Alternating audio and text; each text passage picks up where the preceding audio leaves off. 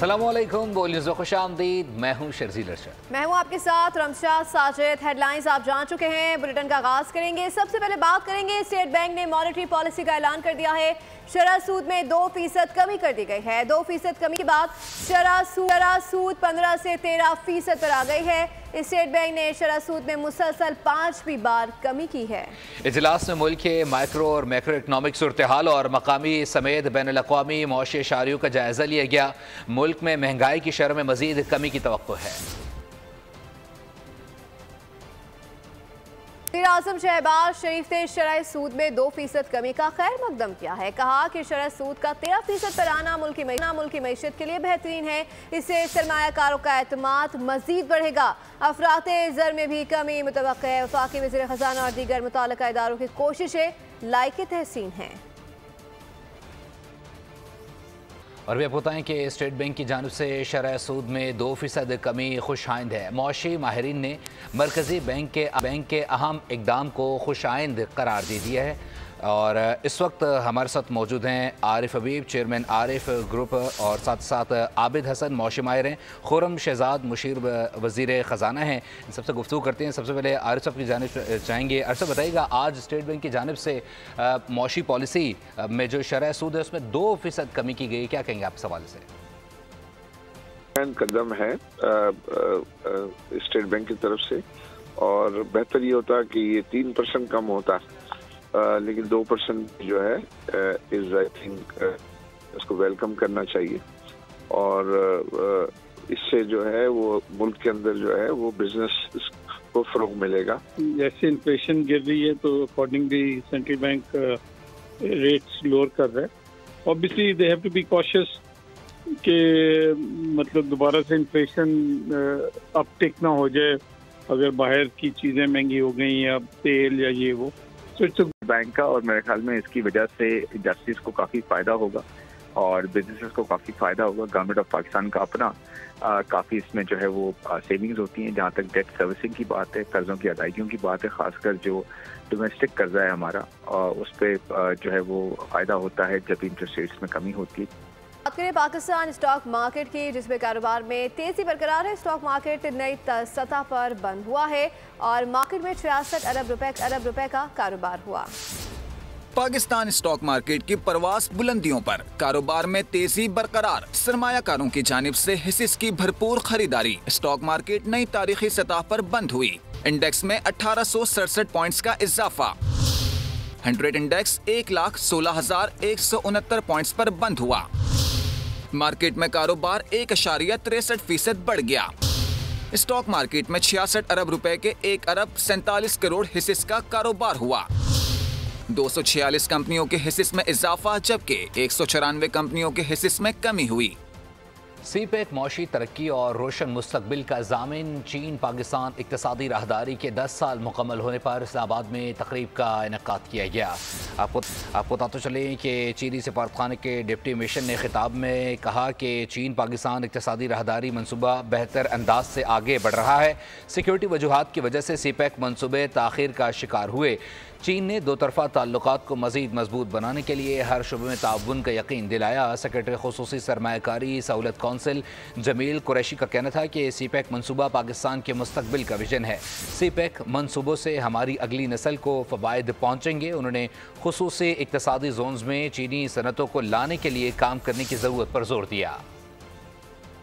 पहले पाकिस्तान फिर सियासत और सियासतदान फैसल वावडा ने मायने खेज ट्वीट किया। ये भी बता दिया कि पीटीआई के साथ बातचीत से मामला कैसे हल होंगे। बातचीत से ही बिगड़ी बनेगी, डायलॉग से उलझन सुलझेगी। एक्सपर्ट सेनेटर का अहम पैगाम। फैसल वावडा मुस्तकबिल में वज़ीर आज़म बिलावल मुलाकात का इम्कान जाहिर कर गए। मौलाना भी मानते नजर आने लगे। एक्सपर्ट लिखा, MQM और बाप का मसला भी हल होगा। ये सब जल्द होते देख रहा हूँ। फैसल वावडा ने उम्मीद जाहिर की कि उनकी काविशें रायगान नहीं जाएंगी और बातचीत से तमाम मसाइल हल होंगे। सियासी जमातें जिम्मेदारी दिखाएंगी, क्योंकि सबसे पहले पाकिस्तान और सियासी मामलात बात की बात है। और भी आपको बताएं कि रावलपिंडी की इंसदाद दहशतगर्दी अदालत ने 9 मई GHQ हमला केस में साबिक वफाकी वज़ीर शेर मज़ारी समेत 9 मुल्ज़िमान पर फ़र्द जुर्म आयद कर दी। इस मौके पर बानी PTI और शमूत कुरैशी को खुसूसी तौर पर अदालत में पेश किया गया। दौरान समाअत वज़ीर आला खैबर पख्तूनख्वा अली अमीन गंडापुर समेत 23 मुल्ज़िमान की मुसलसल गैर हाजिरी पर इस्तग़ासा ने ज़मानत मनसूखी की दरख्वास्त भी दायर की। 9 मई GHQ हमला केस में बड़ी पेशरफ्त, फसाद और इंतशार फैलाने वालों के गिर्द घेरा तंग कर दिया गया। 9 मुल्ज़िमान पर फर्द जुर्म आयद। साबिक वफाकी वज़ीर शीरी मज़ारी भी मुल्ज़िमान में शामिल। इंसदाद दहशतगर्दी की अदालत ने फैसला सुना दिया। जज अमजद अली शाह ने अडियाला जेल रावलपिंडी में GHQ हमला केस की समाअत की। इस मौके पर बानी PTI और शाह महमूद कुरैशी को खुसूसी अदालत में पेश किया गया। इस मौके पर ATC के जज ने फर्द जुर्म पढ़कर सुनाई। 9 मुल्ज़िमान पर फर्द जुर्म आयद की, जबकि मुल्ज़िमान ने सेहत जुर्म से इनकार कर दिया।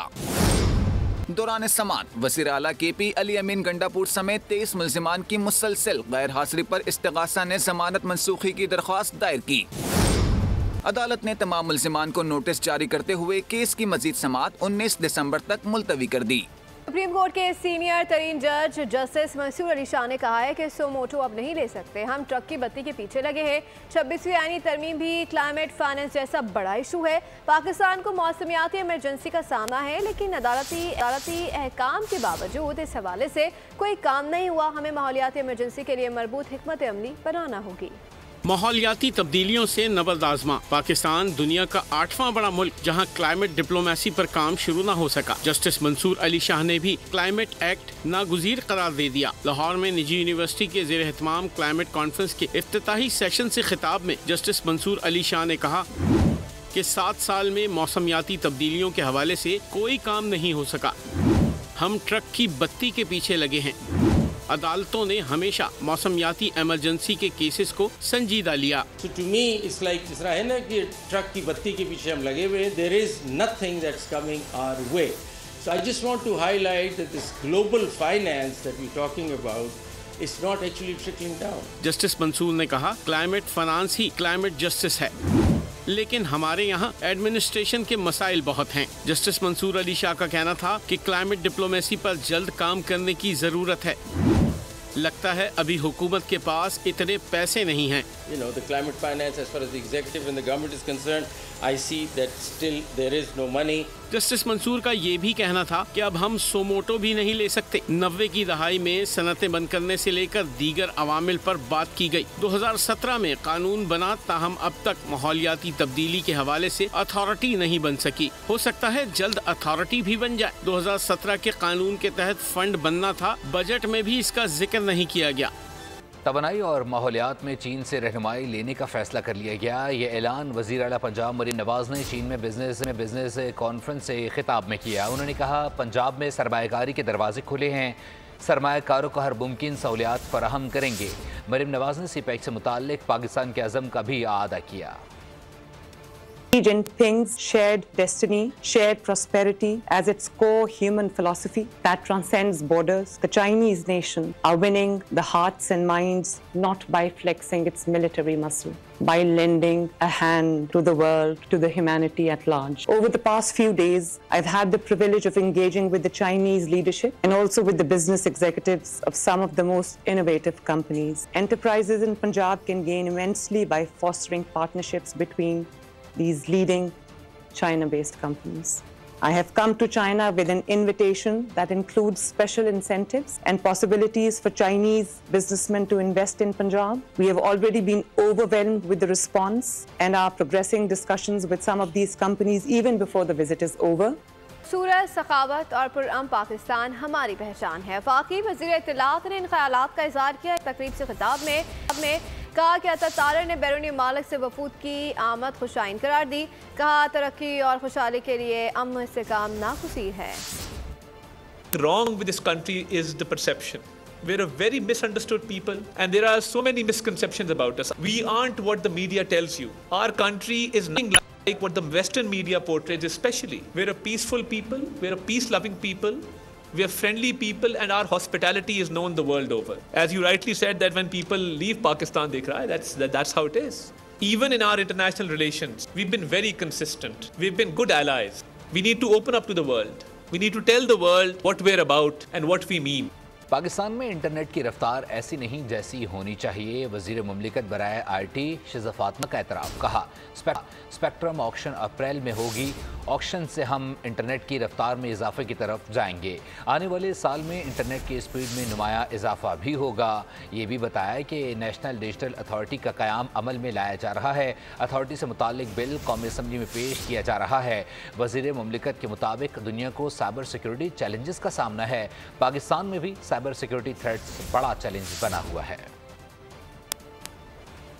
इंशाल्लाह बहुत सी ऐसी पेशरफ्त होने वाली है जिससे पाकिस्तान में ना सिर्फ इंटरनेट की स्पीड बेहतर होगी मगर ओवरऑल जो टेक्नोलॉजी की रिलेटेड इंडस्ट्री है, चाहे वो टेलीकॉम इंडस्ट्री है, आईटी इंडस्ट्री है, उसकी भी हेल्थ के ऊपर सिग्निफिकेंट काम किया जाएगा।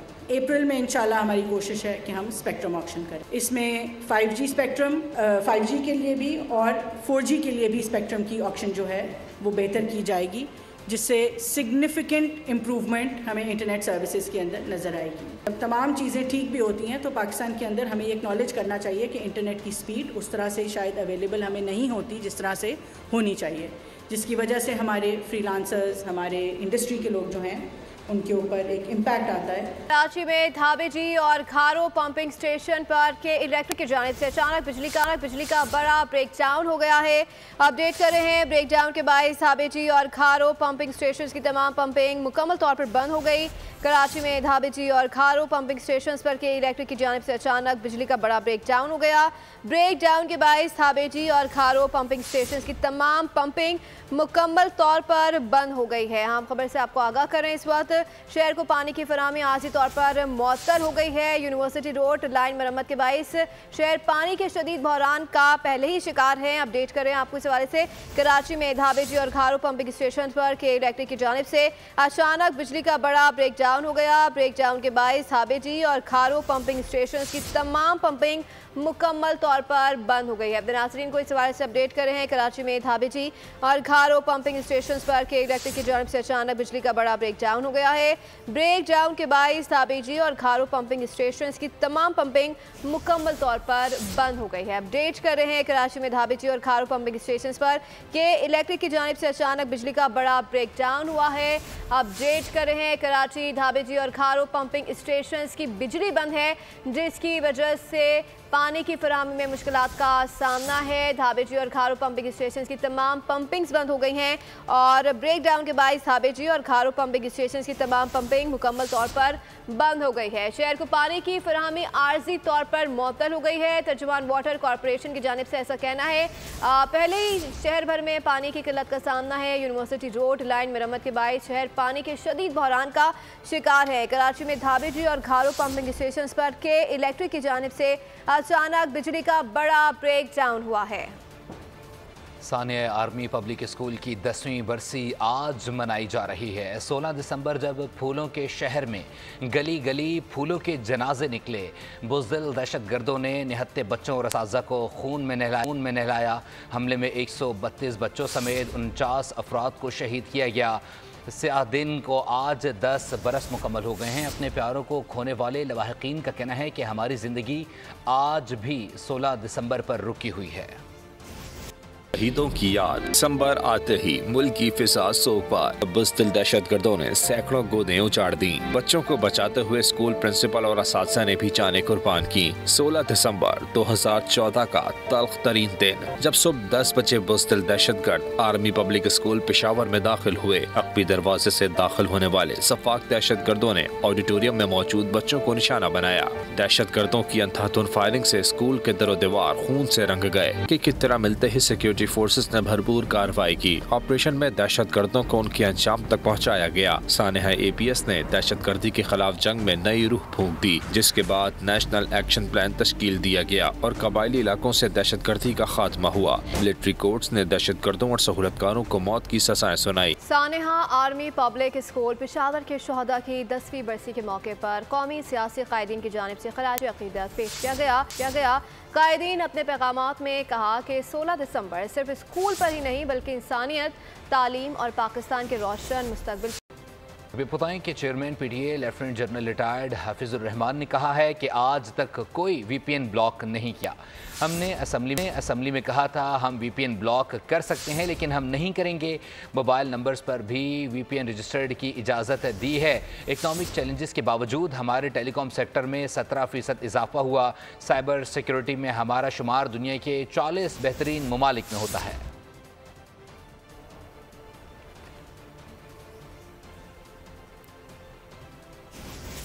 और बन्नू में पोलियो टीमों पर हमले, एक पुलिस एहलकार और एक पोलियो वर्कर जाँ भाग हो गया।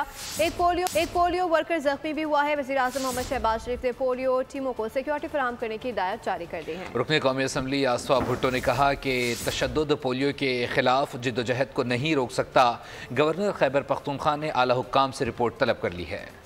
जिला कर्क में पोलियो टीम पर हमला, एक पुलिस एहलकार जाँ भाग और दूसरा जख्मी हो गया। पुलिस की भारी नफरी ने इलाके को घेरे में लेकर सर्च ऑपरेशन शुरू कर दिया। बन्नू थाना सदर की हदूद में मुसल्लह अफराद की फायरिंग, पोलियो वर्कर हयात खान जाँ भाग हो गया। पुलिस के मुताबिक पोलियो वर्कर ड्यूटी के लिए जाते हुए निशाना बना। वज़ीर आज़म शहबाज शरीफ ने पोलियो टीमों को हिफाजत फराहम करने की हिदायत जारी कर दी। कहा इस किस्म की कार्रवाइयाँ हमारे हौसले पस्त नहीं कर सकती। रुकने कौमी असम्बली आसफ भुट्टो ने कहा हमला बच्चों को तहफ़्फ़ुज़ फराहम करने की काविशों को नाकाम बनाने की कोशिश है। गवर्नर खैबर पख्तूनख्वा फैसल करीम कुंडी ने फौरी रिपोर्ट तलब कर ली। जख्मी पोलियो वर्कर्स को हर मुमकिन इलाज फराहम करने की हिदायत की। मुल्क भर में पोलियो टीमों की सिक्योरिटी सख्त कर दी गई है। ये बताएं कि महकमा तालीम खैबर पख्तूनख्वा ने स्कूलों में सर्दी की तातीलात का ऐलान कर दिया है। KP के मैदानी इलाकों में स्कूल 22 दिसंबर से 31 दिसंबर तक बंद रहेंगे। नोटिफिकेशन के मुताबिक सूबे के पहाड़ी इलाकों में स्कूल 22 दिसंबर से 28 फरवरी तक बंद रहेंगे। हौसले बुलंद हो तो क्या कुछ हासिल नहीं किया जा सकता। सिक्योरिटी गार्ड की बासलाहियत बेटी इंटरनेशनल क्रिकेटर बन गई। लोधना से ताल्लुक़ रखने वाली शेरबानो ने मलेशिया में women's under 19 T20 world cup में नेपाल के खिलाफ मैच से इंटरनेशनल करियर का आगाज़ कर दिया। हेड कोच मोहसिन कमाल ने left arm fast bowler Sherbano को डेब्यू कैप पहनाई। हाई परफॉर्मेंस कोच टिम नेसल के कॉन्ट्रैक्ट में तोसी न करना नाराजगी का सबब बना। मासी के चंद वाकयात के बाद ये सोचने पर मजबूर हुआ कि पाकिस्तान क्रिकेट को मेरी ज़रूरत है भी या नहीं। पाकिस्तान रेड बॉल टीम के साबिक हेड कोच जैसन गैलेस्पी ने ओहदे से मुस्ताफ़ी होने की वजूहात बता दी। ऑस्ट्रेलियाई मीडिया से गुफ्तगू में कहा कि सिलेक्शन के मामलात से दूर करने के बाद अख्तियारात को महदूद कर दिया गया था। टेक्स्ट मैसेजेस के जरिए नई सिलेक्शन कमेटी की इत्तला मिली। बाबर आजम को ड्रॉप करने से पहले भी कोई राय नहीं ली गई। उनका काम सिर्फ मैच वाले दिन खिलाड़ियों को कैचिंग प्रैक्टिस करवाना ही रह गया था। झल मक्सी डेजर्ट चैलेंज रैली कामयाबी के साथ इख्तिताम पजीर हो गई है। रैली में मक्सी फैमिली छा गई है। इब्तदाई 3 पोजीशंस अपने नाम कर ली हैं। कांटे भरती धूल उड़ाती गाड़ियां, झलमक्सी डेजर्ट चैलेंज में दिलचस्प मुकाबले, दुश्वार गुजार ट्रैक पर ड्राइवर्स की महारत। रैली के लिए 170 किलोमीटर का चैलेंजिंग ट्रैक तैयार किया गया। प्रीपेयर्ड ए कैटेगरी में 29 गाड़ियां ट्रैक पर उतरी। सी फैमिली ने किया क्लीन स्वीप। इब्तदाई तीनों पोजीशंस अपने नाम की। फरखान मक्सी सबसे पहले फिनिश लाइन तक पहुंचे। फासला 1 घंटे 54 मिनट 20 सेकंड्स में तय किया। अनीस मक्सी दूसरे और नादिर मक्सी तीसरे नंबर पर रहे। फाइव चैंपियन फैसल शादी खेल और साहबजादा सुल्तान गाड़ी खराब होने के बाइस रेस से बाहर हो गए। पाकिस्तान क्रिकेट टीम के साबिक कप्तान शाहिद आफरीदी ने भी मुश्किल ट्रैक पर पहली बार गाड़ी दौड़ाई। वफाकी वजीर तिजारत जाम कमाल ने रेसर्स में इनामात तकसीम किए। जाम कमाल खान ने ऐसे इवेंट्स को मकामी टैलेंट और सयाहत के फरोग का जरिया करार दिया। इवेंट के लिए सख्त हिफाजती इंतजाम किए गए थे। स्टूडियो से फिलवक्त के लिए इतना ही। मज़ीद बाखबर रहने के लिए विजिट कर सकते हैं हमारी वेबसाइट boldnews.com। देखते रहिए बोल्ड।